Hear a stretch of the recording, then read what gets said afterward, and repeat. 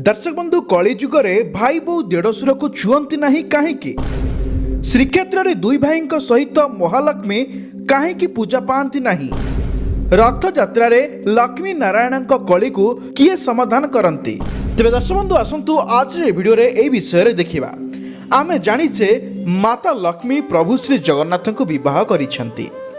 माँ लक्ष्मी जगन्नाथंकर पत्नी बलभद्र जगन्नाथंकर बड़ भाई होइतिबारु माँ लक्ष्मींकर देढ़शुर बलराम दास श्री लक्ष्मी पुराण रे वर्णना करिसेंती।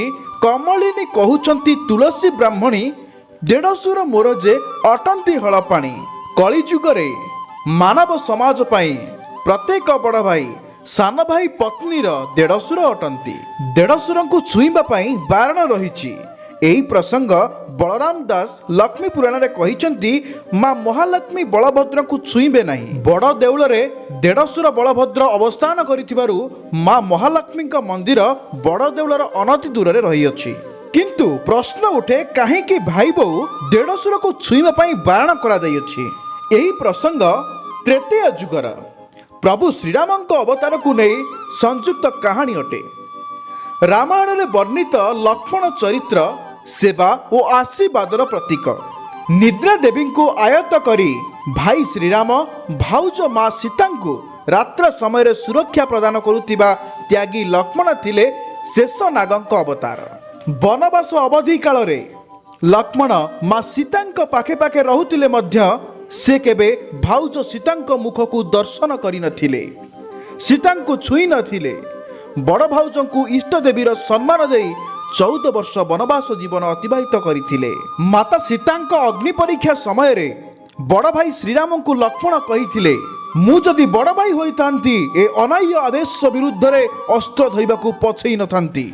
श्री रामचंद्र लक्ष्मण को द्वापर जुगरे बड़ भाई हेबार वरदान देइथिले। सेहीपरि आउ एक घटना अयोध्यार राजा श्री रामचंद्र लक्ष्मण को आदेश देइथिले अंतसत्वा माँ सीता को घन बनानीर कोଳରେ छाड़ी देई आसीबाकू। एही आदेशर विरुद्ध रे लक्ष्मण प्रतिवाद करी कहिथिले मु जदि बड़ भाई होइथांती तुमर एपरि अनाय आदेश पालन करिबाको बाध्य होई नथांती। श्री रामचंद्र कली जुगरे लक्ष्मण को बड़ भाई हेबार वरदान देइथिले। अयोध्यार राजा प्रभु श्री रामचंद्र आदेश रे लक्ष्मण अंतसत्वा माता सीता को घन बनानीर कोଳରେ छाड़ी आसीबा समय रे माता सीता लक्ष्मण को कहिथिले बाबू लक्ष्मण तुमर बड़ भाई रामचंद्र तुमर इप्सित कल्पना को पूर्ण करिसेंती। तुमे कली जुगरे बड़ भाई होई जन्म हेले मोर देढ़शुर हेब। त्रेतेय जुगरे तुमे सीता को जेपरि भावरे सम्मान देइछ कली जुगरे मु महालक्ष्मी रूपरे तुमको सेहीपरि सम्मान देबी। तुमे सीतांकर मुख को दर्शन करिनाह मु महालक्ष्मी रूपरे तुमर मुख को दर्शन करिबी नाही। ओरणा भितरे मुह लुचाई भाई बौर परिचय प्रदान करिबी। तुमे सीतार पाद को दर्शन करी प्रणाम करिछ। लक्ष्मी नारायणंकर कली समय रे तुमे बलभद्र होई जेतेबेले कली समाधान करिब मु महालक्ष्मी होई तुम पाद दर्शन करे प्रणाम करिबी। तुमे सीता को सम्मान देई छुई नाह मु महालक्ष्मी होई तुमको सम्मान देई छुईबी नहीं। कली जुगरे प्रत्येक भाई बहु देढ़शुर को एहीपरि भावरे सम्मान देबे। मु श्रीराम पत्नी सीता तुमको एही वरदान देउची।